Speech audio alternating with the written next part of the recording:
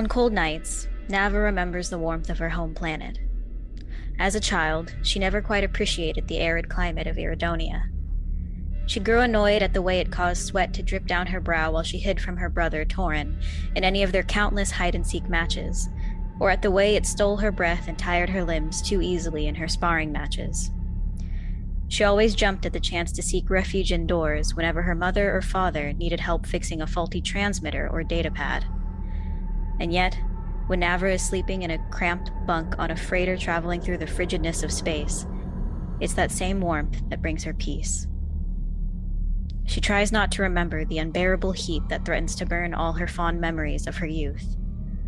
The raging fires she and her brother ran from, the red-hot blaster shots that whizzed by her and singed her clothing, or the angry and vengeful yells that only got quieter as both time and distance passed. That heat is incomparable to the warmth she missed. One took life, while the other brought it and nourished it. Though the memories of that night bring traumatic feelings of pain, grief, and anger, there's one underlying emotion that always surfaces: gratitude. Not to the Imperials, by any means, but to her parents, her friends, and her small community. Without the early warnings from scouts and neighbors, without her parents piling supplies into the hands of her and her brother, she knew there was no chance she'd make it out alive with her brother, much less herself. If it weren't for Torren, Navra firmly believes she wouldn't have gotten very far in the galaxy. Though they both were only children when their entire lives changed, the mere fact that they had each other to rely on ensured the mutual survival of both. They both learned the subtle intricacies of sneaking a few extra rations into their hands, but each had their specialty that complemented the other. Torren, who was always a force to be reckoned with as a child, maintained and grew his strength. Any individual looking for muscle or extra security need only look at him to know they'll get their credit's worth. Navra, on the other hand, spent her time collecting thrown-out scrap, spare parts, and damaged devices to see if anything could be salvageable and useful to the pair.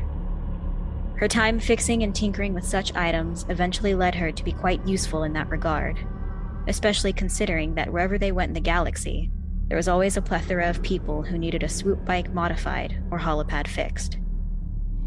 Their cycle of find a job, get credits, run out of credits on food and shelter, find a job again, was exhausting, to say the least. No matter how many jobs either of them took, they were always temporary, meaning they always ran the risk of going hungry or being stranded at a spaceport with no credits for a fare to another planet with work. For Torren, the memories of Iridonia were a reminder of a different time.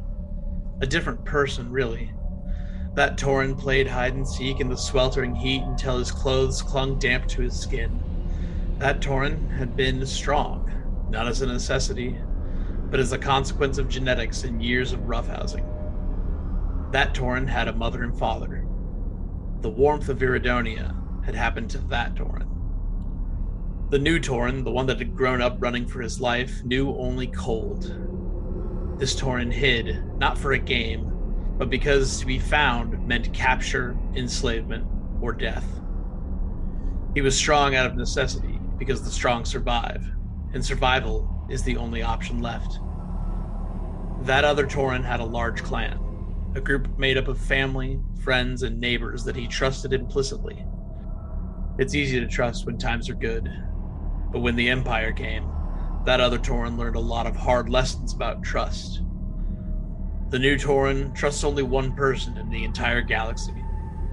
She's the only one he can trust. Everyone else gets the cold, dead-eyed stare, or an amiable smile that both say the same thing while meaning nothing. Without Navra, Torren would be dead. He knows this. He would have stirred up trouble or pissed off the wrong person. It's not that he means to, but most people don't see the galaxy in the same matter-of-fact way he does. Navra understands, though. It's like how they operate on board a ship.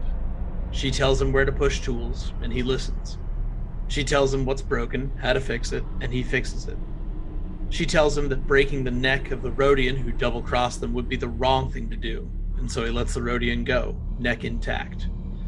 It's a simple relationship, and near wholly incomprehensible to outsiders.